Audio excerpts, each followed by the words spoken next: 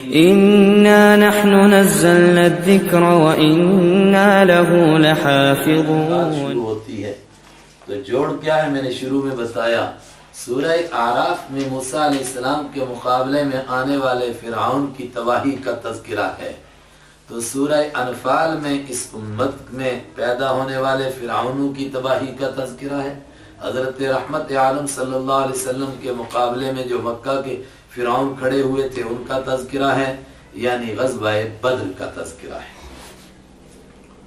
سورہ انفال غزوہ بدر کے بعد نازل ہوئی تو پوری سورت کے اندر غزوہ بدر کے اوپر تبصرہ ہے. ایک طرح سے اس میں ملنے والی حکمتوں کو بیان کیا گیا ہے، اس سے پیدا ہونے والے مسائل کو بیان کیا گیا ہے، اور آئندہ کے لیے بدر کے جیسی اللہ کی مدد کس طرح ملے گی اس کے لیے آداب بیان کیے گئے ہیں.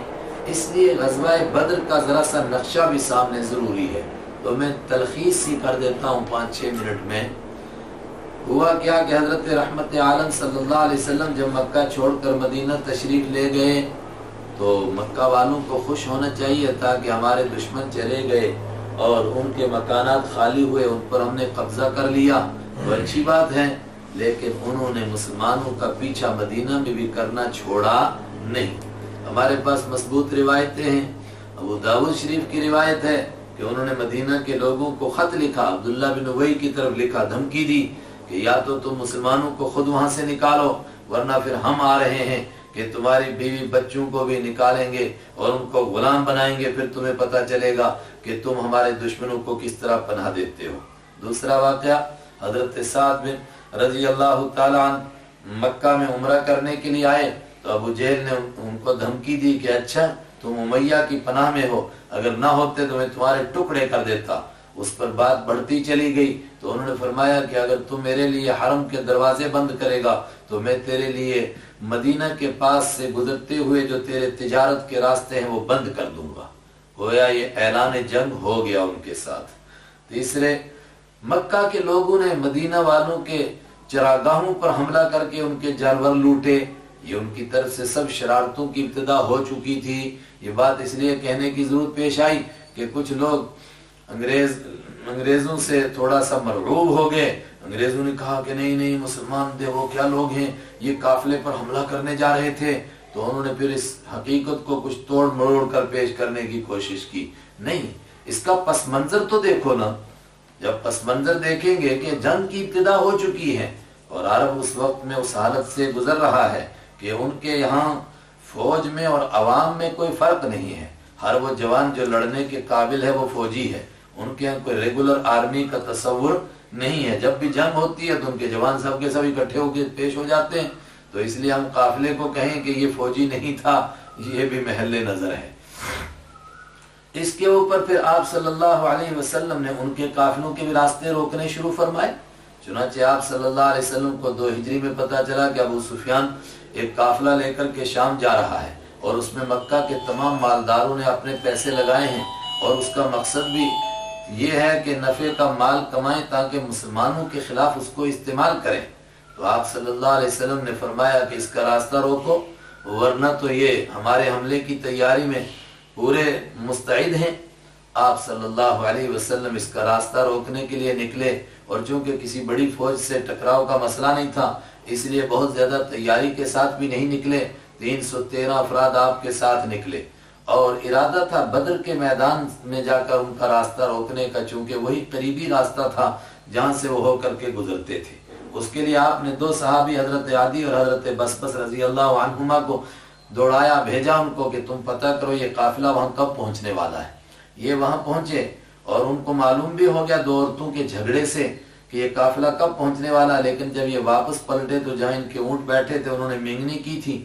اسی مینگنی سے بعد میں ابو سفیان کو بھی پتہ چل گیا کہ ہمارا پیچھا کیا جا رہا ہے. ان کے کچھ دن کے بعد جب وہ قافلہ وہاں پہنچا تو انہوں نے وہ مینگنیاں دیکھی، اس سے ان کو پتہ چل گیا یہ مینگنیاں تو مدینہ کی ہیں، اس کا مطلب ہمارا پیچھا کیا جا رہا ہے. اس سے ابو سفیان تو وہاں سے راستہ کترا گئے. اس وقت میں وہ مسلمان نہیں تھے، بعد میں مسلمان ہوئے. سمندر کے کنارے کنارے قافلے کو لگا دیا، لیکن ایک آدمی کو دوڑایا مکہ میں کہ قافلے پر حملہ ہو گیا ہے. ابو جہل کو کہا کہ لشکر لے کر کے نکل، تو ابو جہل 1000 کا لشکر جرار لے کر کے نکل آیا، بلکہ 1300 کا. راستے میں ایک مقام پر ابو سفیان کا بندہ پہنچا کہ قافلہ بچ گیا ہے، اب آپ لوگوں کو جانے کی ضرورت نہیں ہے۔ تو لوگوں نے مشورہ بھی دیا ابو جہل کو کہ واپس چلتے ہیں، لیکن اس نے کہا کہ نہیں، ہم تو بدر تک جائیں گے تاکہ لوگوں کو پتہ چلے ہم کتنے بہادر ہیں۔ اس پر بنو زہرہ 300 لوگوں کو لے کر واپس چلے گیا، اس کے پاس 1000 لوگوں کا لشکر رہا۔ اس کو بہت دفعہ بیچ میں لوگوں نے سمجھایا، لیکن چونکہ کمانڈر وہی تھا، اس نے کہا نہیں ہم واپس نہیں جائیں گے۔ رحمت عالم صلی اللہ علیہ وسلم کو بھی راستے میں معلوم ہوا، اپنے جاسوسوں کے ذریعے سے، اس کی تفصیل نہیں ملتی ہے لیکن کسی طرح پتہ چلا، آنے والوں نے یہ بھی اطلاع دی کہ قافلہ فلاں دن وہاں سے گزرے گا، لیکن ساتھ میں یہ اطلاع ملی کہ اب تو لشکر جرار آ رہا ہے۔ آپ نے صحابہ سے باہر چلے جاؤ نا پھر اس کو لے کے، آپ نے صحابہ سے مشورہ فرمایا کہ کیا کیا جائے اس قافلے کے بارے میں اور اس لشکر کے بارے میں۔ اب تو قافلے کے بجائے لشکر آ گیا ہے۔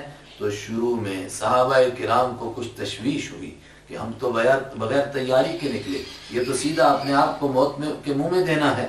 لیکن جب بڑے صحابہ کرام آپ کے منشا کو سمجھ گئے کہ نہیں، آپ چاہتے ہیں کہ اس لشکر کا مقابلہ کیا جائے، تو پھر سب سے پہلے حضرت ابوبکر صدیق اور پھر حضرت عمر اور پھر حضرت مقداد بن اسود رضی اللہ تعالیٰ عنہ اور پھر انصار میں سے حضرت سعد رضی اللہ تعالیٰ عنہ، انہوں نے سب نے کھڑے ہو کر کے زبردست تقریریں فرمائیں کہ ہم آپ کے ساتھ ہیں، آپ جہاں تشریف لے جائیں گے ہم آپ کے ساتھ چلیں گے۔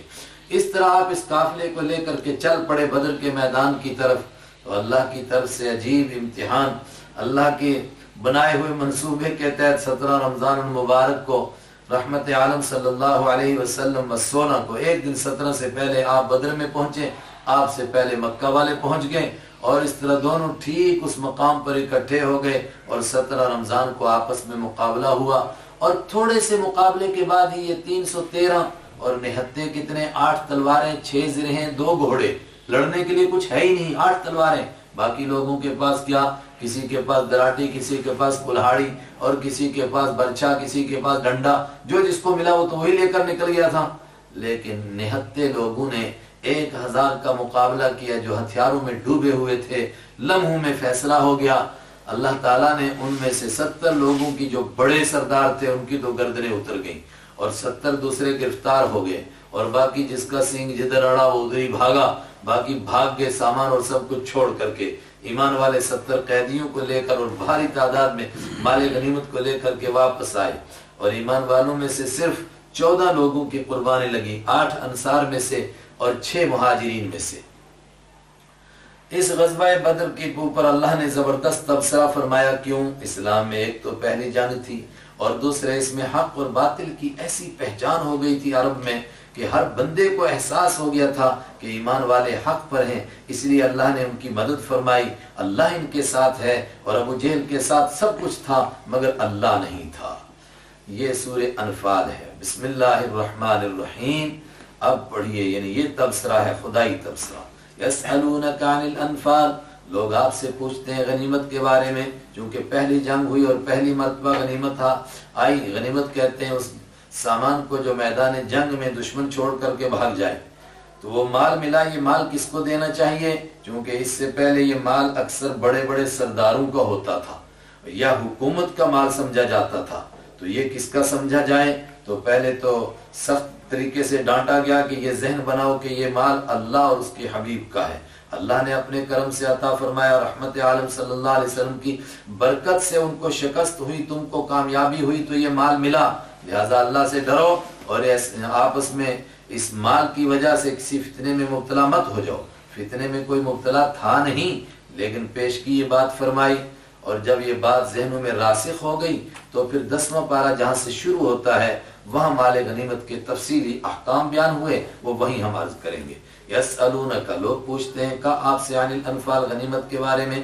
قل، آپ فرما دیجئے، الانفال، غنیمتیں للہ، اللہ کے لیے، والرسول، اور رسول صلی اللہ علیہ وسلم کے لیے، فاتقوا اللہ، تو ڈرو اللہ سے، واصلحوا، اور درست کرو آپس میں، ذات بینکم، آپس کے حالات کو، واطیعوا اللہ، اور بات مانو اللہ کی، ورسولہ، اور اس کے رسول کی، ان کنتم مؤمنین، اگر تم ایمان والے ہو۔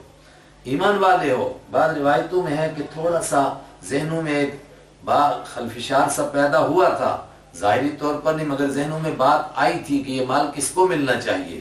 کچھ کہنے لگے کہ سارے کا سارا رحمت عالم صلی اللہ علیہ وسلم کو، کچھ نے کہا کہ جو آپ کی سیکورٹی پر مامور تھے ان کو، اور کچھ نے کہا کہ جنہوں نے میدان میں قربانی دی ان کو، اور کچھ نے کہا جنہوں نے اکٹھا کیا ان کو، چونکہ دور جہالت میں اور دوسری بہت ساری حکومتوں میں یہ بھی ایک طریقہ تھا کہ اس مال کو لوٹ کا مال سمجھا جاتا تھا، جس نے جو لوٹ لیا بس وہ اسی کا ہو گیا۔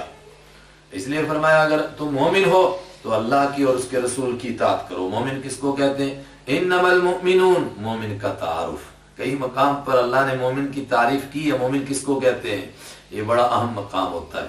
بے شک مومن وہ ہے الذین، جو اذا ذکر اللہ، جب ذکر کیا جائے اللہ کا کہ یہ حکم اللہ نے دیا ہے، وجلت، تو دہل جاتے ہیں، ڈر جاتے ہیں، قلوبہم، ان کے دل، وَإِذَا تُلِيَتْ، اور جب تلاوت کی جاتی علیہم، ان کے سامنے آیاتہ، اللہ کی آیتیں، زادتہم، تو وہ آیتیں زیادہ کر دیتی ہیں، ہم، ان ایمان والوں کو، ایمان میں، اور ان کا ایمان بڑھ جاتا ہے۔ وَعَلَىٰ رَبِّهِمْ يَتَوَكَّلُونَ، اور مومن وہ ہوتے ہیں جو اپنے رب ہی پر بھروسہ کرتے ہیں۔ اور مومن کی پہچان الذین یقیمون الصلاۃ، جو نماز قائم کرتے ہیں۔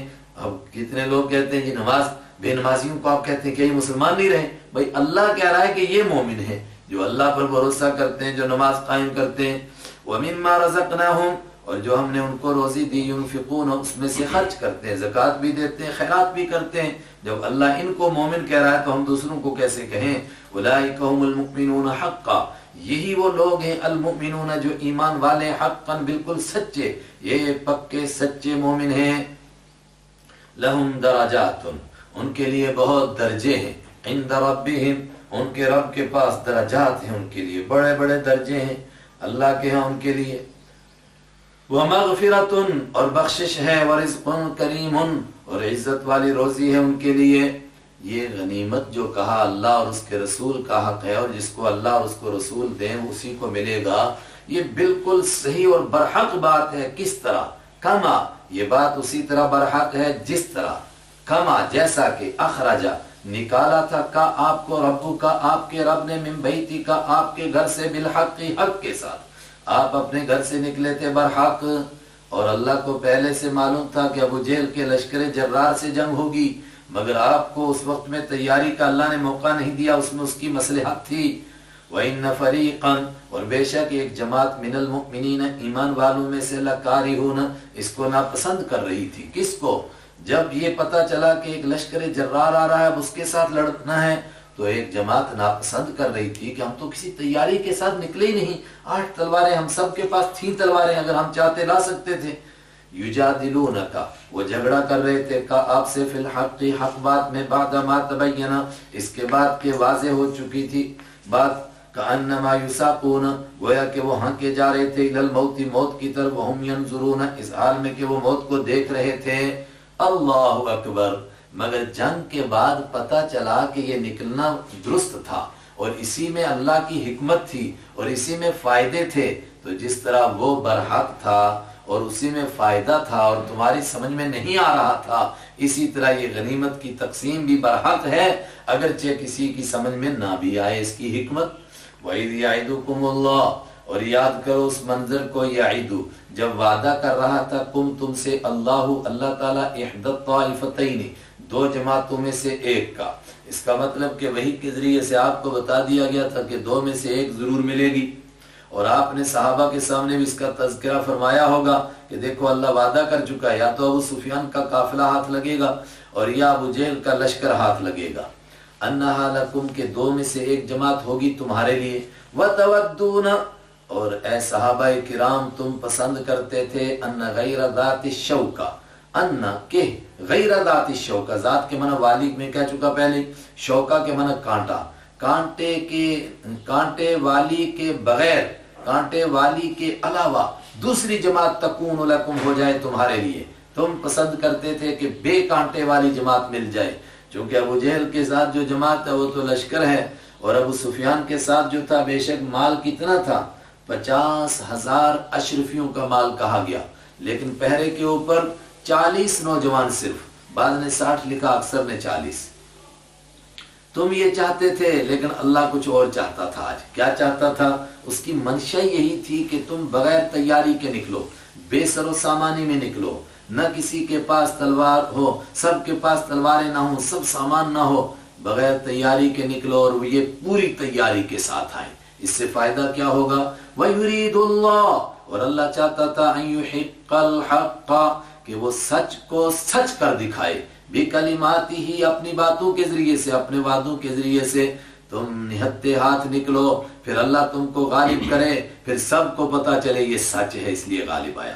وَيَقْطَعَ دَابِرَ الْكَافِرِينَ، اور اللہ تعالیٰ کاٹ دے کافروں کی جڑوں کو۔ کافروں کی جڑیں کیسے کٹیں گی؟ کہ سارے عرب میں بلکہ ساری دنیا کو پتا چلے کہ ابو جہل اور اس کی پارٹی حق پر نہیں تھی، اس لیے ہاری۔ لِيُحِقَّ الْحَقَّ، پھر دوبارہ تاکید فرماتے ہیں تاکہ سچ کو سچ کر دے اللہ، وَيُبْطِلُ الْبَاطِلَ، وَيُبْطِلَ الْبَاطِلَ، اور باطل کو باطل کر دکھائے، وَلَوْ كَرِهَ الْمُجْرِمُونَ، اگرچہ مجرم لوگ ناپسند کرتے ہیں اس بات کو۔ اس بات کو توجہ، اس بات کو کہ ابو جہل جیسے جو مکار تھے، جو جانتے تھے کہ یہ دین سچا ہے مگر ماننا نہیں چاہتے تھے، وہ لوگوں کو بیوقوف بنا رہے تھے کہ نہیں ہمارا دین بھی سچا ہے۔ لوگوں کو کہتے تھے ٹھیک ہے اگر یہ اچھا دین ہے لیکن ہمارا کوئی گھٹیا ہے، بیت اللہ کی خدمت تو ہم کر رہے ہیں نا، اگر ہم خدا کے نافرمان ہوتے تو وہ ہم کو اپنے گھر کی خدمت کے لیے کیوں رکھتا؟ اس کنفیوژن کو اللہ دور کرنا چاہتا تھا، لوگوں کو پتا چلے حق پر کون ہے، باطل پر کون ہے۔ ابھی آگے آ رہا ہے کہ ابو جہل نے مکہ سے نکلتے ہوئے کعبہ کا پردہ پکڑ کر دعا کی تھی، اے خدا جو تیرا فرما بردار بندہ ہے آج اس کو غالب کر دے۔ جو اس نے کہا تھا اخیر الفئتین، دو جماعتوں میں سے جو زیادہ بہتر جماعت ہے تیری، اور پھر خود ہی کہتا تھا کہ میری پارٹی تو تجھے معلوم ہے یہ بہتر ہے اس لیے کہ یہی تیرے گھر کے متولی ہیں۔ فرمایا یہی تو اللہ تعالیٰ دور کرنا چاہتا تھا تاکہ پتہ چلے سچ کیا ہے اور جھوٹ کیا ہے۔ اذ تستغیثون، یاد کرو اس منظر کو جب تم دعائیں کر رہے تھے، ربکم، اپنے رب سے فریاد کر رہے تھے۔ کب؟ جب وہاں پہنچے، کیونکہ اس کا منظر قرآن آگے دکھا رہا ہے، بدر کا تو میں بھی وہیں دکھاؤں گا، لیکن بہرحال بدر میں جب پہنچے اور یہ بے سر و سامانی کا عالم، اور ادھر دیکھا ہتھیاروں میں ڈوبی ہوئی 1000 فوج اور وہ بھی اپنے سے 3 گنا، تو پھر اللہ کی طرف متوجہ ہوئے حبیب کبریا صلی اللہ علیہ وسلم۔ بخاری کی روایت ہے جہاں مسجد عریش ہے وہاں آپ کے لیے چھپر بنایا گیا، اور آپ اس قدر دعا میں مصروف ہوئے کہ آپ کی کملی مبارک آپ کے کندھوں سے گر رہی تھی، کبھی سجدے میں، کبھی رکوع میں، کبھی قیام میں آپ دعا فرماتے تھے، اور یہاں تک کہ ابوبکر صدیق کو بھی آپ پر ترس آ رہا تھا، اور وہ عرض کرتے تھے کہ آپ نے حد کر دی دعا مانگنے میں، اب بس کیجئے، آپ کا رب آپ کو بے یار و مددگار نہیں چھوڑے گا۔ فاستجابا، تو دعا قبول کی، لکم، تمہارے لیے، تمہارے رب نے، اور اس نے تمہیں جواب دیا۔ کیا؟ فاستجابا، تو جواب دیا اس نے تم کو، یا دعا قبول کی اس نے تمہاری، انی، کہ میں ممدو، مدد کرنے والا ہوں، کم، تمہاری بھی، الف من الملائکتی، 1000 فرشتوں کے ذریعے سے، مردفین، جو لگاتار آنے والے ہیں، ایک کے بعد دوسرا، ایک کے بعد دوسرا۔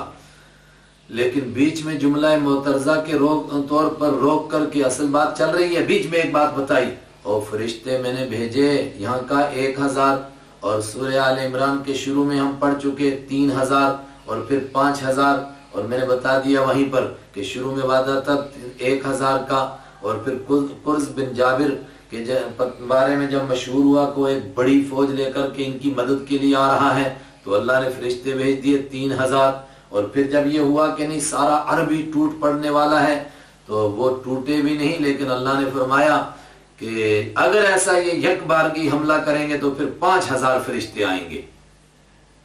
اللہ نے فرمایا میں مدد کرنے والا ہوں تمہاری 1000 فرشتوں کے ذریعے سے جو لگاتار آئیں گے، تو 1000 یا 3000 یا 5000، بہرحال فرشتے آئے تو فوراً بیچ میں روک کر بات فرمایا، وہ فرشتے حاجت روا یا مشکل کشا نہیں ہے، اور فرشتوں کا کام مدد کرنا نہیں، نہ ان کے پاس طاقت ہے، یہ تو اللہ تعالیٰ کا تمہارا دل بڑھانے کا ایک نظام ہے، اور وہ اللہ کے حکم کے بندے ہوئے ہیں، مددگار اللہ ہے، مدد اللہ سے مانگی جاتی ہے۔ وَمَا جَعَلَ، اور نہیں بنایا اللہ نے اس فرشتوں کی مدد کو، الا بشرا، مگر خوشخبری کا ذریعہ، وَلِتَطْمَئِنَّ، اور تاکہ مطمئن ہو جائیں بھی اس کے ذریعے سے، قلوبکم، تمہارے دل۔ اشارہ ہے فرشتہ تو ایک بھی کافی تھا، ایک فرشتہ اٹھا کر کے قوم لوط کی بستی کو جب پٹخ سکتا ہے تو کیا وہ ان کے لیے کافی نہیں تھا؟ لیکن آدمی کا مزاج ہے، طبیعت ہے کہ کثرت کو دیکھ کر اس کا دل مطمئن ہوتا ہے، اس لیے 1000 فرشتے، پھر 3000 فرشتے، ومن نصر، اور نہیں ہے مدد الا من عند اللہ، مگر اللہ کی طرف سے، ان اللہ عزیز، بے شک اللہ غالب ہے، وہ کسی کا محتاج نہیں، فرشتوں کا نہیں، حکیم، مگر حکمت والا، اس کی حکمت کا تقاضا ہوا کہ فرشتوں کو بھیج کر تمہارا دل مطمئن کرے۔ تو کیا فرشتوں نے جنگ میں حصہ لیا کہ نہیں لیا؟ ایک طبقہ کہتا ہے نہیں، وہ آئے ہی تھے خالی دل رکھنے کے لیے، انہوں نے حصہ نہیں لیا، لیکن آگے آ رہا ہے کہ تھوڑا تھوڑا لیا تاکہ عملی طور پر دیکھ کر اور زیادہ دل مطمئن ہو جائیں۔ اور تھوڑا تھوڑا کتنا لیا کہ کبھی تو نشانہ سیدھا کرنے کا کام لیا، اور ایک صحابی فرماتے ہیں میں نے تلوار اٹھائی، ابھی میری تلوار تو ہوا میں تھی مگر دشمن کی گردن وہ ہو گئی۔ تو اس کا مطلب کہ کبھی کبھی ایسا بھی فرشتوں نے نظارہ دکھایا تاکہ اور دل مطمئن ہو جائے اور یقین ہو کہ فرشتے ہیں ہمارے ساتھ۔ اور بعض حضرات نے تو دیکھے بھی، اذ یغشیکم الناس، کچھ کو دکھایا اللہ نے تاکہ وہ دوسروں کو بیان کریں تاکہ ان کے دل مطمئن ہو جائیں۔ اذ، یاد کیجئے، یغشی، جب اڑا رہا تھا کم تمہارے اوپر، النعاس، اونگ کو، کون؟ اللہ تعالی، امنتن، امن کے طور پر، منہ، اپنی طرف سے۔ جب جس رات پہنچے 16 رمضان کو، جمعرات کو صحابہ یہاں پہنچے، تو رات کو اللہ نے ایسی نیند طاری کر دی کہ کوئی خوف اور غم ہی نہیں، ورنہ دشمن سامنے کھڑا تو نیند کس کو آتی ہے؟ بلکہ میدان جنگ میں بھی بار بار نیند آنے لگی۔ وَيُنَزِّلُ عَلَيْكُم مِّنَ السَّمَاءِ، اور اتارتا ہے اللہ تعالیٰ، علیکم، تم پر، من السماء، آسمان سے، ماءً، پانی۔ یہ بھی ایک مسئلہ پیش آیا، کیا ہوا؟ دشمن اس میدان میں پہلے پہنچے تو جو سخت جگہ تھی، جو جنگ کے لیے مناسب تھی، اس پر انہوں نے قبضہ کر لیا، اور اسی میں کہتے ہیں کہ کچھ کنویں تھے، ان پر بھی ان کا قبضہ ہو گیا تھا۔ اس کے مقابلے میں مسلمانوں کو وہ حصہ ملا جو دلدل قسم کا تھا، یا جس میں ریت بہت زیادہ تھی، جس میں پاؤں پھنستے تھے، اور اوپر سے پانی بالکل بھی نہیں۔ تو صحابہ پریشان ہوئے، اور حفیظ جلندری نے اس موقع پر بڑی منظر کشی کی ہے، وہ شاہنامہ اسلام پڑھیے، گویا کہ اس میدان نے رو کر اللہ سے کہا کہ تیرے حبیب تشریف لائے اور میرے پاس پیش کرنے کے لیے، مہمان نوازی کے لیے کچھ ہے ہی نہیں۔ اللہ نے پانی پیش کیا، لیطہرا، تاکہ وہ پاک کرے، کم، تم کو بھی، اس کے ذریعے سے، ویذھبا، اور لے جائے اللہ تعالیٰ، عنکم، تم سے، رجز الشیطان، شیطان کے گند کو، پاک کرے تم کو اور شیطان کے گند کو لے جائے۔ رجز کے معنی عذاب بھی اور گند بھی، دو باتیں، اور اسی طرح رجز کا لفظ ہے، وہ بھی عذاب کے معنی بھی اور گند کے معنی میں بھی، اور لے جائے تم سے شیطان کے گند کو۔ یہ گند کیا تھا؟ پاک کرے، رات کو پانی برسا، اتنا برسا ماشاءاللہ، اس کی وجہ سے صحابہ کرام نے پانی جمع کر کے بڑے بڑے حوض بنا لیے، تو ان حوضوں پر غسل کی ضرورت تھی تو غسل کیا، اور وضو کی ضرورت تھی تو وضو کیا، تو پاکی کا ذریعہ بنا یہ پانی۔ شیطان کا وسوسہ لے جائے اللہ تعالیٰ، شیطان کا گند، وہ کیا؟ شیطان کسی کے دل میں وسوسے ڈال رہا تھا، اگر تمہارا دین سچا ہوتا تو کافروں کو اچھی جگہ ملتی اور تم کو خراب ملتی، تمہارا دین ٹھیک نہیں ہے، اسی لیے تمہیں خراب جگہ ملی ہے، ایسے وسوسے خیالات آ رہے تھے۔ وَلِيَرْبِطَ عَلَىٰ قُلُوبِكُمْ، اور تاکہ اس مدد کے ذریعے سے اللہ مضبوط کر دے تمہارے دلوں کو، لفظی معنی گانٹھ لگا دے تمہارے دلوں کے اندر کہ دل نہ دہلیں۔ وَيُثَبِّتَ بِهِ الْأَقْدَامَ، اور جمع دے اس کے ذریعے سے اللہ تعالیٰ پاؤں کو، پاؤں جمے، اللہ کی مدد کا یقین ہو جائے تو دل مضبوط ہو گیا تو پاؤں بھی مضبوط ہو گئے، اور دوسرے اس ریت پر جب پانی پڑا تو اس کی مٹی مضبوط ہوگی تو پاؤں جم گئے۔ اس کے مقابلے میں جو کافروں کی طرف علاقہ تھا وہ چیکنی مٹی کا تھا، اس پر جب بارش پڑی تو پھر تو ان کی گاڑیاں بے ٹکٹ کے چلنے لگ گئی۔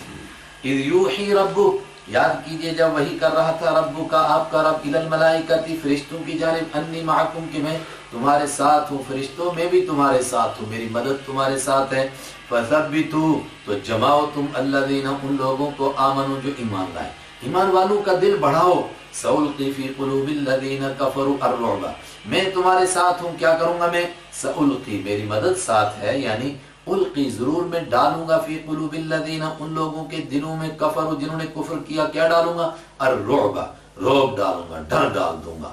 حالانکہ وہ 1000 اور سارا سامان سب کچھ ہے، اور ان کو مسلمانوں کی تعداد کا بھی پتہ چلا تھوڑی ہے، مگر اس کے باوجود ان کے دل میں ایسا رعب ہوگا کہ وہ گھبرائیں گے۔ فَاضْرِبُوا، تو مارو تم، فوق الاعناق، گردنوں کے اوپر، وَاضْرِبُوا، اور مارو تم، منہم، ان کے، کل بنان، ہر ایک جوڑ پر، या हर एक पोरवे पर मारो, दोनों तर्जमे किए गए। उंगली के पोरवों को पर मारो, हाथों की उंगलियां, पांव की उंगलियां, ताकि भाग ना सके, तलवार पकड़ ना सके। फदरिबू, ये किसको हुक्म मिला? एक तबका कहता है ये भी फरिश्तों को हुक्म मिला और फरिश्तों ने अमली तौर पर किसी न किसी तौर पर इसमें शिरकत की। एक तबका कहता है अर्रुअबा पर फरिश्तों की बात खत्म हुई और यहाँ से आगे ईमान वालों को हुक्म है कि ईमान वालों अब मारो तुम इनकी गर्दनों पर और मारो इनके पोरवों पर। लेकिन वो भी तो अल्लाह के बंदे हैं, तो उनके लिए क्यों हुक्म हो रहा है कि तुम मारो उनकी गर्दनों पर और पोरवों पर मारो? हैं तो अल्लाह के बंदे, फरमाया हैं तो बंदे मगर हैं बड़े गंदे। ज़ालिका बिअन्नहुम, ये सजा उनको इसलिए मिली कि उन्होंने शाक़ू, मुखालफत की अल्लाह की, व रसूलहु, और उसके रसूल की। व मन युशाक़िक़, और जो कोई मुखालफत करेगा अल्लाह ताला की, व रसूलहु, और उसके रसूल की, जो मुखालफत करेगा फ़इन्नल्लाह शदीदुल इक़ाब, तो अल्लाह ताला सख्त सजा देने वाला है। और ये जो सजा मिली यहाँ पर अबू जहल, उतबा और शैबा को, ये खाली यही सजा नहीं है, ये तो खाली चखने के लिए। ज़ालिकुम, और तुमसे कहता हूँ ए काफिरो, इस सजा को फज़ूक़ूहु, तुम चख लो। तुमसे कहता हूँ, ये तर्जुमा हुआ कुम का। ज़ालिकुम, ये सजा तुम चखो। व अन्न लिल काफिरीन, और यकीन रखो कि काफिरों के लिए अज़ाबन नार, जहन्नम का अजाब है, असल सजा तो वहां मिलेगी। लेकिन उससे पहले ईमान वालों, तुम इनको सजा देने के लिए मुस्तइद रहो, बरदम रहो, मैदान से भागो मत। या अय्युहल्लज़ीना आमनू, ए वो लोगो जो ईमान लाए, इज़ा लक़ीतुम, जब मुलाकात करो तुम, अल्लज़ीना कफ़रू, उन लोगों से जिन्होंने कुफ्र किया, ज़हवन, मुठभेड़ में, जब तुम्हारी उनके साथ मुठभेड़ हो जाए, जोरदार जंग शुरू हो जाए, मुलाकात हो जाए, फला तुवल्लूहुमुल अदबार, तो मत फेरो तुम हम उनकी तरफ अदबारा, पीठ, फिर पीठ दिखाकर वापस मत मुड़ो। और आगे बताया जा रहा है, वो नीचे एक सत्र के बाद आ रहा है, जो पीठ दिखाकर वापस मुड़ेगा क्या होगा? फक़द बाअ, तो यकीन वो मुस्तहिक होगा बिग़ज़बिन मिनल्लाह, अल्लाह के गजब का। व मावाहु जहन्नम, और उसका ठिकाना जहन्नम होगा। व बिअसल मसीर, और बहुत बुरी है लौट कर जाने की वो जगह। ये सख्त सजा होगी जो मैदान जंग से भागेगा। क्यों? इसलिए कि मैदान, हर इबादत को शुरू करने के बाद उसका पूरा करना जरूरी है, लेकिन खास तौर से जंग से छोड़कर अगर भागेगा, वो तो पूरी फौज के लिए हलाकत का बायस बन सकता है, दूसरों का दिल टूट सकता है। लेकिन ये शुरू में था, उसके बाद आगे हुक्म आ रहा है कि अब अगर इतनी बड़ी तादाद हो जाए तुमसे ज्यादा, तो फिर तुमको पीछे हटने की इजाजत है। लेकिन इस हुक्म से पहले दो चीजों को इससे निकाला गया। दो किस्म के लोग, अगर ये वापस पीछे हटेंगे, इनको इजाजत है। कौन कौन? आगे आ रहा देखो, वमन युवल्लिहिम, और जो मोड़ेगा उनकी तरफ पीठ को, यौमइदिन, उस दिन, दुबुरहु, अपनी पीठ, तो उसको वो सजा मिलेगी जो आगे आ रहा है। इल्ला, मगर, मुतहर्रिफन, वो आदमी जो पैंतरा बदलने वाला हो, लिक़िताल, जंग के लिए, यानी जंगी हिकमत अमली के तौर पर कोई आदमी पीछे हट रहा है, तो ये दूसरी बात है। और मुतहय्यिज़न, या वो आदमी जो सिमटने वाला है, इला फ़िअतिन, अपनी जमात के साथ, अकेला रह गया है, वो दौड़ के अपने जमात से मिलना चाहता है, उसके बारे में ये हुक्म नहीं है, उसको इजाजत है। लेकिन इसके अलावा जो मुड़ेगा, मन युवल्लिहिम, जो उनकी तरफ मोड़ेगा पीठ को, फ़क़द बाअ, तो यकीनन वो मुस्तहिक हो गया बिग़ज़बिन मिनल्लाह, अल्लाह के गज़ब का। व मावाहु जहन्नम, और उसका ठिकाना जहन्नम है। व बिअसल मसीर, बहुत बुरी है लौट कर जाने की वो जगह। और उनकी तरफ तुमको पीठ नहीं दिखानी। क्यों? इसलिए कि तुम्हें उतने ही काम का मुकल्लफ बनाया गया जितना तुम कर सकते हो। तुम्हारा काम है उनके मुकाबले में डट जाना। फतह शिकस्त तो अल्लाह के हाथ में। फलम तक़तुलूहुम, तो तुमने कत्ल नहीं किया हुम उनको, वलाकिन्नल्लाह क़तलहुम, लेकिन अल्लाह ने उनको कत्ल किया, तुमको ज़रिए के तौर पर इस्तेमाल किया। और तुमको क्यों ज़रिया बनाता है अल्लाह ताला?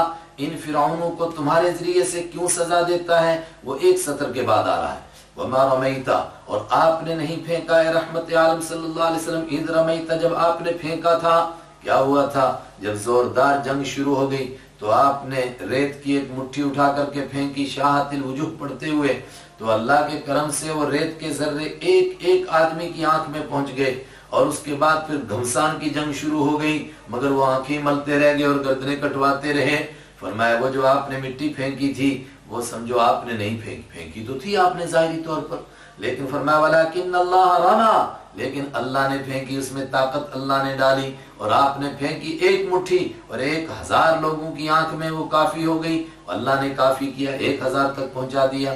وَلِيُبْلِيَ الْمُؤْمِنِينَ، تو یہ ایمان والوں کو کیوں استعمال کیا گیا؟ لیبلیا، تاکہ آزمائش میں ڈالے اللہ تعالیٰ المؤمنین، ایمان والوں کو، منہ، اس کے ذریعے سے، بلاء حسنہ، اچھی آزمائش میں۔ اور جب ان آزمائشوں سے ایمان والے گزریں گے تو پھر کیا ملے گا ان کو؟ اللہ کے ہاں درجے ملیں گے۔ اسی لیے اسی کا دوسرا ترجمہ بلاء حسنہ، تاکہ اللہ تعالیٰ عطا فرمائے اس کے ذریعے سے ایمان والوں کو بلاء حسنہ، اچھا انعام۔ ان اللہ سمیع علیم، بے شک اللہ سننے والا، جاننے والا ہے، یہ اس کے کرم کے فیصلے ہیں اور یہ وہ چاہتا ہے، اس لیے تم کو لے کر آیا۔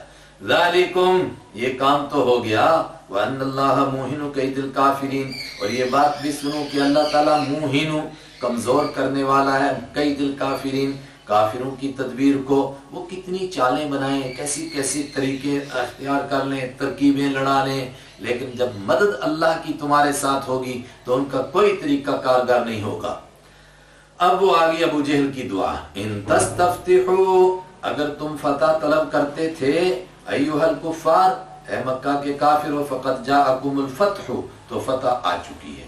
اسی پر مفسرین نے وہ روایت نقل کی کہ نکلتے ہوئے انہوں نے دعا مانگی تھی کہ جو جماعت تجھے زیادہ پسند ہے آج اس کو غلبہ دے دے، اللہ نے فرمایا غلبہ دے دیا، تمہیں پتہ چل گیا کون سی جماعت اللہ کو پسند ہے، اب اس سے سبق حاصل کرو اور تم بھی ایمان قبول کرو۔ وَإِن تَنْتَهُوا، اور اگر تم باز آ جاؤ گے، فَهُوَ خَيْرٌ لَكُمْ، تو وہ تمہارے لیے بہتر ہے۔ وَإِن تَعُودُوا، اور اگر تم پلٹو گے، نَعُودُ، تو ہم بھی پلٹیں گے۔ ہم پلٹنے کا مطلب اگر پھر تم سوچو گے کہ پھر پلٹ کر آئیں گے تیاری کر کے تو ہم پھر ایمان والوں کی مدد کریں گے، پھر تم کو مار پڑے گی، تو تم سوچو نہیں ہم بڑی تعداد میں آ جائیں گے۔ وَلَن تُغْنِيَ، اور ہرگز کام نہیں آئے گی، عَنْكُمْ، تم کو، فِئَتُكُمْ، تمہاری جماعت، شَيْئًا، کچھ بھی، وَلَوْ كَثُرَتْ، اگرچہ کتنی زیادہ بھی ہو جائے۔ تم آج 1000 آئے ہو، 10,000 لے کر آ جاؤ، اور لے کر آئے وہ غزوہ خندق کے موقع پر 10,000، اور بعد نے تو 25,000 لکھے ہیں کہ جو مقامی قبائل ان کے ساتھ ملے وہ 15,000 الگ تھے، اور یہ الگ سے 10,000 تھے، خالی کون کون سے؟ قریش کے اور یہود کے اور بنو غطفان اور بنو اسد والے۔ واللہ عالم، اگر 10 بھی ہوں لیکن اتنی بڑی تعداد لائیں گے تب بھی تم کو کچھ فائدہ نہیں ہوگا۔ کیوں؟ وَأَنَّ اللَّهَ مَعَ الْمُؤْمِنِينَ، اور یہ بات بھی جانو کہ اللہ تعالیٰ ایمان والوں کے ساتھ ہے، یا یوں کیجئے کہ اس لیے کہ اللہ تعالیٰ ایمان والوں کے ساتھ ہے تو جیتے گا وہ جس کے ساتھ اللہ ہوگا۔ یا ایھا الذین آمنوا، آہا، ایمان والے ہاتھ پر ہاتھ دھرے منتظر فردا رہ جائیں کہ اللہ تو ہمارے ساتھ ہے ہی ہے، بس ہم تو جیتے ہی جیتے ہیں۔ اور میں نہیں، ایمان والوں کچھ کام کیے تھے بدر والوں نے، جن کی وجہ سے، جن کاموں کی وجہ سے ان کی مدد ہوئی، اب تم بھی وہ کام کرتے رہو قیامت تک تو تمہاری مدد ہوتی رہے گی، لیکن اگر کمزوری آئی تو مدد بھی نہیں ہوگی۔ کیا کام ہے؟ یا ایھا الذین آمنوا، اے وہ لوگو جو ایمان لائے ہو، اطیعوا، بات مانو تم اللہ کی، اس کے حکموں کو مانو، ورسولہ، اور اس کے رسول کے حکموں کو مانو، ولا تولوا، اور مت واپس مڑو تم عنہ، ان سے، اللہ کے حبیب صلی اللہ علیہ وسلم تمہیں کوئی حکم دیں اور تم اس حکم کو بھول جاؤ اور منہ موڑ لو، ولا تولوا عنہ وانتم تسمعون، اس حال میں کہ تم سن رہے ہوں، کوئی اللہ کے حبیب کا حکم سنے اور پھر منہ موڑ لیں، ایسا ایمان والے کے لیے ممکن نہیں۔ ولا تکونوا، اور مت ہو جاؤ تم کالذین، ان لوگوں کی طرح، قالوا سمعنا، جنہوں نے کہا تھا ہم نے سنا، وہم لا يسمعون، حالانکہ وہ سن نہیں رہے تھے۔ اور شاید اشارہ ہو یہودیوں کی طرف، چونکہ غزوہ بدر تک تو منافق پیدا نہیں ہوئے تھے، تو اگر بعد میں منافق ہوئے تو ان کی طرف بھی اشارہ ہے، ورنہ یہودیوں نے کہا تھا سمعنا واطعنا، مگر دل سے نہیں مانا تھا، دل سے نہیں سنا تھا۔ ان شر الدواب، اگر کوئی ایسا آدمی ہو جائے کہ کہے کہ میں نے مانا اور کہے کہ میں نے سنا مگر دل سے نہ مانے نہ سنے، تو وہ انسان، وہ ایمان والا کہاں رہا، وہ تو انسان بھی نہیں رہا۔ ان شر الدواب، بے شک بدترین چوپائے، عند اللہ، تو دابت ان کی جمع مخلوق، یہ بھی ترجمہ کر سکتے ہیں بدترین مخلوق، عند اللہ، اللہ کے نزدیک وہ لوگ ہیں، الصم، جو بہرے ہیں، البکم، جو گونگے ہیں، الذین لا یعقلون، جو عقل سے بھی کام نہیں لیتے ہیں۔ یہ کون لوگ ہیں؟ یہی طبقہ کہ جو دل کے کانوں سے نہ سنتا ہے نہ مانتا ہے۔ وَلَوْ عَلِمَ اللَّهُ فِيهِمْ خَيْرًا، اور اگر جانتا اللہ فیہم ان کے اندر خیرن کوئی نیکی، یعنی اللہ کو معلوم ہے کہ یہ دل سے سننا نہیں چاہتے ہیں، اگر اللہ تعالیٰ دیکھتا کہ ان کے دلوں میں سننے کی خواہش ہے لاسمعہم، تو اللہ ان کو سنا دیتا، وہ سن لیتے، لیکن ان کے دلوں میں تڑپ نہیں، اور اللہ کا ضابطہ وہ یہ ہے کہ ایمان اس کو ملتا ہے جس کو تڑپ ہو۔ ولو اسمعہم، اور اگر اللہ تعالیٰ ان کو سنا دے ایسے ہی کہ ان کو سننے کی خواہش نہیں مگر اللہ ان کو سنا دے تو پھر سنیں گے نہیں، لتولوا، تو منہ موڑیں گے، وہم معرضون، اس حال میں کہ وہ ہیں اعراض کرنے والے، ان کا مزاج ہی منہ موڑنا ہوگا۔ یا ایھا الذین آمنوا، دوبارہ کہا جا رہا ہے او ایمان والو، غزوہ بدر سے سبق حاصل کرو، اللہ اور اس کے رسول کے حکموں کو مانو، اس لیے کہ ان حکموں کو ماننے میں ہی تمہارے لیے زندگی ہے۔ استجیبو، بات مانو، للہ، اللہ کی، وللرسول، اور رسول کی، اذا دعا، جب وہ بلاتے ہیں، کم تم کو، لما، اس چیز کی طرف، یحییکم، جو تم کو زندگی عطا کرتی ہے۔ کس کی طرف بلا رہے ہیں اللہ کے حبیب؟ قرآن کی طرف بلا رہے ہیں، اور قرآن کیا کر رہا ہے؟ انسان کو اصل حقیقی زندگی عطا کرتا ہے۔ قرآن کے سوا جو جی رہا ہے وہ بھی مردہ ہے، اور اصل زندگی تو آخرت کی ہے، وہاں کی زندگی عطا کرے گا۔ وَاعْلَمُوا، اور جان لو، ان اللہ یحول بین المرء، کہ اللہ تعالیٰ یحول، حائل ہو جاتا ہے، بین المرء، آدمی کے درمیان، وقلبہ، اور اس کے دل کے درمیان۔ ابھی کہا جا رہا ہے مان جو، ورنہ ہو سکتا ہے کہ کوئی وقت آئے کہ تم ماننا چاہو مگر بیچ میں اللہ آ جائے اور پھر تم کو ماننے کی توفیق ہی نہ رہے، یہ بھی ہوتا ہے۔ کوئی آدمی کوئی کام کرنا چاہتا ہے لیکن جب اللہ کی طرف سے محروم کر دیا جائے اس کے گناہوں کی وجہ سے تو پھر اس کو توفیق نہیں ملتی ہے، اور اللہ تعالیٰ بیچ میں حائل ہو جاتا ہے۔ جب دل سے کوئی کام کرنا چاہتا ہے تو اللہ اس کی توفیق دیتا ہے، اور کبھی ایسا بھی ہوتا ہے کہ شیطان وسوسہ ڈالتا ہے اور مومن کو گناہ کا خیال بھی آتا ہے، لیکن اس کی نیکیوں کے صدقے میں اللہ بیچ میں آ جاتا ہے، خیال تو اس کو آتا ہے مگر وہ گناہوں کی طرف جاتا نہیں ہے، یہ مطلب بیچ میں آنے کا۔ وَأَنَّهُ إِلَيْهِ تُحْشَرُونَ، اور جان لو اس بات کو کہ اللہ ہی کی طرف تحشرون، تم کو جمع کیا جائے گا۔ وَاتَّقُوا فِتْنَةً، اگر تم اللہ کی نہیں مانو گے، اللہ کے حبیب کی نہیں مانو گے تو پھر کیا ہوگا؟ جب نافرمانیاں عام ہو جائیں گی پھر اللہ کی طرف سے عمومی عذاب آئے گا۔ جب عمومی عذاب آئے گا تو صرف گنہگاروں پر نہیں آئے گا، اس کی لپیٹ میں سارے آ جائیں گے۔ وَاتَّقُوا، اور ڈرو تم اور بچو تم، فِتْنَةً، اس آزمائش سے، کون سی؟ لا تصیبن، جو نہیں پہنچے گی، الذین، ان لوگوں کو، ظلموا، جنہوں نے ظلم کیا، منکم، تم میں سے، خاصۃً، خاص طور سے۔ وَاعْلَمُوا، اور جان لو، ان اللہ شدید العقاب، کہ اللہ سخت سزا دینے والا ہے۔ وَاذْكُرُوا إِذْ أَنْتُمْ قَلِيلٌ مُسْتَضْعَفُونَ، اور یاد کرو، اذ انتم، جب تم تھے، قلیل، تھوڑے سے، مستضعفون، کمزور سمجھے جاتے تھے، فی الارض، زمین میں۔ کہاں؟ جب تم مکہ میں تھے، پھر مدینہ میں بھی آئے تو تھوڑے سے تھے، گھبراتے رہتے تھے، تخافون، ڈرتے تھے تم، ان یتخطف، کہ اچک لیں گے، تم کو، الناس، لوگ، فآوا، تو ٹھکانہ دیا تم کو اللہ نے، وأید، اور مضبوط کیا اس نے تم کو، بنصرہ، اپنی خاص مدد کے ذریعے سے، ورزق، اور عطا فرمایا اس نے تم کو، من الطیبات، پاک چیزوں میں سے، پاک روزی عطا فرمائی اللہ نے تم کو، لعلکم تشکرون، تاکہ تم شکر ادا کرو۔ یہ دو احکام دیے گئے الگ الگ، یعنی مضمون باندھ کر، یا ایھا الذین اطیعوا اللہ، ایک، پھر دوبارہ یا ایھا الذین، دوبارہ مخاطب بنا کر، اب تیسری بات، یا ایھا الذین آمنوا، اے وہ لوگوں جو ایمان لائے ہو، لا تخونوا اللہ، اللہ کے ساتھ خیانت نہ کرو، والرسول، اور رسول کے ساتھ خیانت نہ کرو، ولا تخونوا، لا چھپا ہوا ہے، اور مت خیانت کرو، اماناتکم، اپنی امانتوں میں، وانتم تعلمون، اس حال میں کہ تم جانتے ہو۔ اللہ کے ساتھ خیانت کیا ہے؟ اللہ کے دین کو قبول کریں مگر دین کے تقاضوں پر نہ چلیں۔ رسول کے ساتھ خیانت کیا ہے؟ اللہ کے حبیب کا کلمہ پڑھیں مگر ان کے طریقوں کو نہ اپنائیں۔ آپس میں خیانت کیا ہے؟ ایک دوسرے کی خیرخواہی نہ کریں اور امانت میں خیانت کریں۔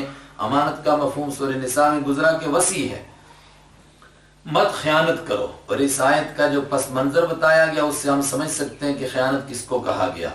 کہا جاتا ہے کہ یہ آیت غزوہ بدر کے بعد نہیں، یہ بلکہ یہ کافی بعد میں، بنو قریظہ کے بعد نازل ہوئی ہے، لیکن مناسبت سے اس کو یہاں رکھا گیا۔ کب نازل ہوئی؟ جب حضرت ابو لبابہ رضی اللہ تعالیٰ عنہ کو یہودیوں نے بلایا تھا کہ وہ ہمارے پاس آئیں تو ہم مشورہ کریں گے ان سے، چونکہ جنگ جاری تھی اور ان کا محاصرہ کیا ہوا تھا، وہ ان کے پاس گئے، لیکن یہودیوں نے بڑے مکر و فریب کے ساتھ اپنی بے چارگی کا ان کے سامنے اظہار کیا۔ تو ان سے پوچھا کہ اگر ہم نیچے اتریں اور حضور کو جج مان لیں تو ہمارے ساتھ کیا فیصلہ کیا جائے گا؟ تو انہوں نے اشارے سے کہا تمہاری گردنیں کاٹی جائیں گی۔ لیکن ایک دم احساس ہو گیا کہ یہ تو مجھ سے خیانت ہو گئی کہ میں نے اللہ کے حبیب صلی اللہ علیہ وسلم کا یہ راز ان کو کیوں بتا دیا۔ اس پر انہوں نے اپنے آپ کو مسجد نبوی کے پلر سے باندھا کہ جب تک اللہ توبہ نہیں قبول کرے گا، اپنے حبیب کو نہیں بتائے گا اور اللہ کے نبی مجھے اپنے ہاتھوں سے نہیں کھولیں گے تو میں اس پلر کے ساتھ بندھا بندھا بھوکا اور پیاسا مر جاؤں گا۔ یہ عجیب طریقہ تھا توبہ کرنے کا۔ اللہ نے توبہ قبول فرمائی، حضور نے ان کو کھولا، لیکن وہ پلر ان کی یادگار بن گیا، آج تک موجود ہے، استوان ابی لبابہ، تاکہ لوگوں کو پتہ چلے کہ توبہ یوں کی جاتی ہے۔ تو وہاں معلوم ہوا کہ اللہ کے حبیب صلی اللہ علیہ وسلم کا ایک راز بتایا، اس میں بھی وہ سمجھ گئے کہ مجھ سے خیانت ہو گئی۔ وَعْلَمُوا، اور یہ خیانت کیوں ہوئی تھی ان سے؟ چونکہ ان کا مال اور ان کی اولاد یہودیوں کے محلے میں تھے، تو اس لیے فوراً فرمایا اور جان لو انما اموالکم، بے شک تمہارے مال و اولادکم اور تمہاری اولادیں فتنۃ، آزمائش کا ذریعہ ہیں، وان اللہ عنده اجر عظیم۔ تو اللہ نے ان فتنوں میں ہم کو ڈالا کیوں؟ فرمایا مال کے حق ادا کرو، اولاد کے بھی حق ادا کرو، مگر ان کی وجہ سے دین میں کمزور نہ ہو جاؤ، یہی چاہتا ہے اللہ تعالیٰ۔ اگر ایسا کرو گے عنده اجر عظیم، تو اس کے پاس بہت بڑا اجر ہے۔ اور اگر ایمان والا ایمان پر قائم رہے گا تو اللہ تعالیٰ اس کو وہ ذوق سلیم عطا فرمائے گا جس کے ذریعے سے نیکی اور بدی کو وہ پہچان لے گا۔ جس طرح کہ حضرت ابو لبابہ رضی اللہ تعالیٰ عنہ سے غلطی ہو گئی، صرف اشارہ کیا مگر ایک دم پہچان گئے، بس ساری بات ختم کی اور سیدھے وہاں سے واپس آ گئے۔ اللہ اکبر۔ اس کو یوں فرمایا یا ایھا الذین آمنوا، اے وہ لوگو جو ایمان لائے، ان تتقوا اللہ، اگر تم تقوی اختیار کرو گے اللہ کا، یجعل، تو مقرر کرے گا وہ لکم، تمہارے لیے، فرقانا، ایک فرق کرنے والی چیز جو حق اور باطل میں فرق کرے گی، سچ اور جھوٹ میں فرق کرے گی، گناہ اور نیکی میں فرق کرے گی۔ تمہیں ایسا مزاج ہوگا کہ تمہیں پتہ چل جائے گا یہ گناہ ہے۔ وَيُكَفِّرْ عَنْكُمْ سَيِّئَاتِكُمْ، اور مٹائے گا اللہ تعالیٰ تم سے تمہاری سیئات کو، گناہوں کو، چھوٹے چھوٹوں کو مٹا ڈالے گا۔ وَيَغْفِرْ لَكُمْ، اور بخشش کرے گا تمہارے لیے، بڑے بڑے گناہوں کو بھی بخش دے گا۔ وَاللَّهُ ذُو الْفَضْلِ الْعَظِيمِ، اور اللہ بڑے فضل والا ہے۔ اوپر یاد دلایا تھا کہ ذرا مکہ کی زندگی کو یاد کرو جب تم تھوڑے سے تھے، اللہ نے کتنا کرم فرمایا۔ اب ہجرت کے موقع کو یاد دلایا جا رہا ہے۔ وَإِذْ، اور یاد کیجئے، يَمْكُرُ، جب تدبیریں کر رہے تھے اور خفیہ تدبیریں کر رہے تھے، بِكَ، اے رحمت عالم صلی اللہ علیہ وسلم، آپ کے بارے میں، الَّذِينَ كَفَرُوا، وہ لوگ جنہوں نے کفر کیا۔ کیا تدبیریں کر رہے تھے؟ لِيُثْبِتُوكَ، تاکہ وہ آپ کو جما لیں، یعنی آپ کو قیدی بنا لیں۔ یہ اس وقت کی بات ہے جب آخری فیصلہ ہوا دار الندوہ میں، تو کسی نے رائے دی کہ ان کو گرفتار کر لیا جائے، اور کسی نے رائے دی کہ ملک بدر کر دیا جائے، اور کسی نے کہا کہ قتل کیا جائے، اسی کی طرف اشارہ۔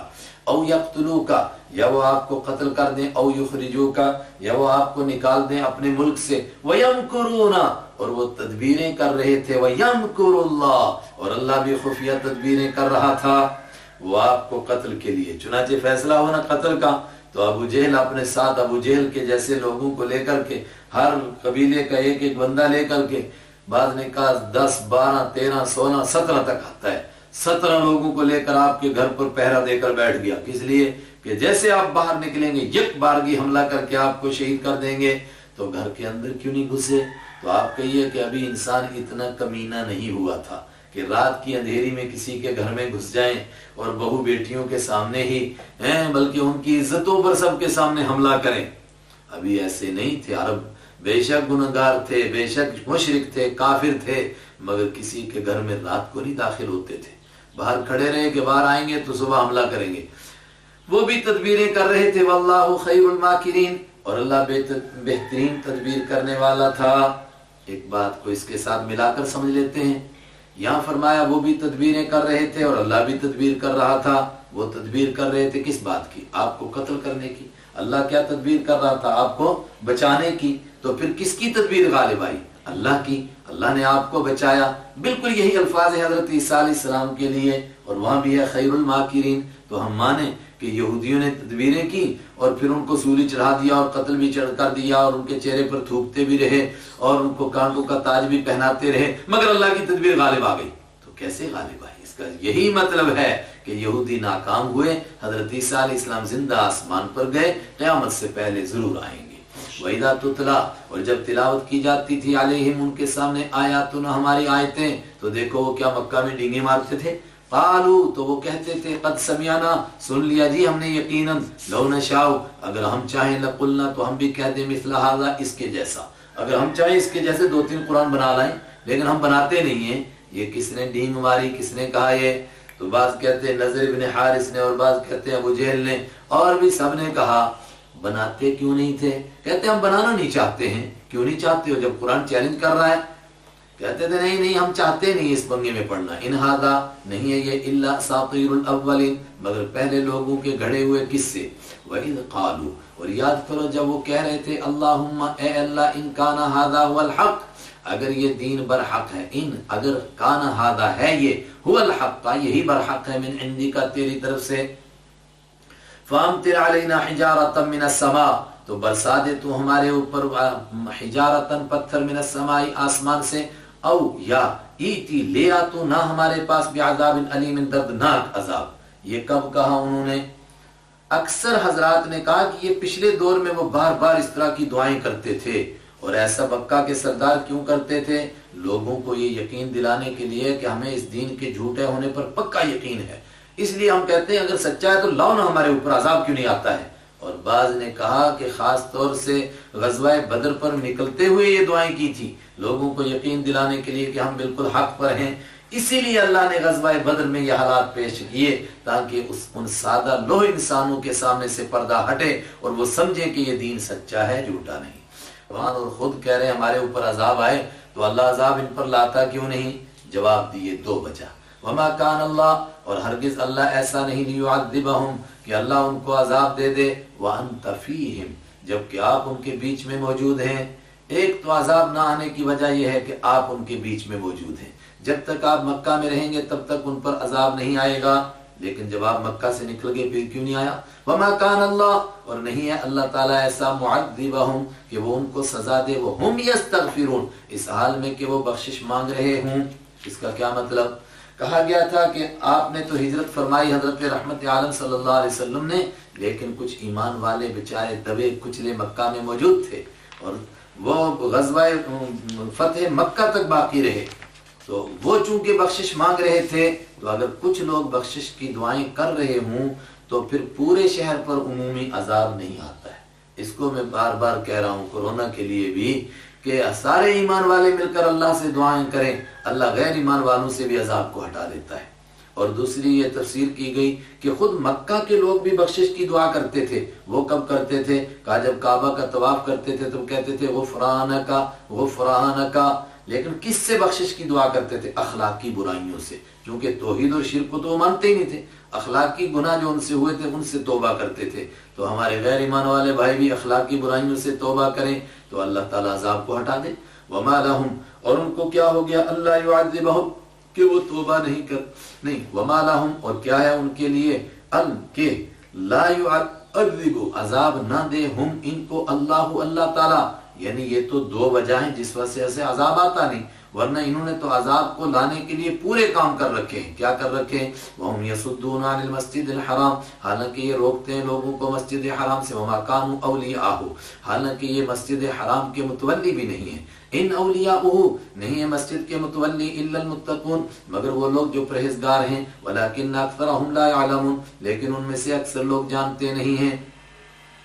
کہنے لگے کہ ہم متولی نہیں ہو سکتے مسجد کے متولی پرہیزگار ہوتے ہیں، تو اس پر ابو جہل اور اس کی پارٹی کہتے ہیں ہم بھی بڑے پرہیزگار ہیں، ہم جھاڑو لگاتے ہیں، ہم نمازیں پڑھتے ہیں۔ کہا کیا نمازیں ہیں تمہاری؟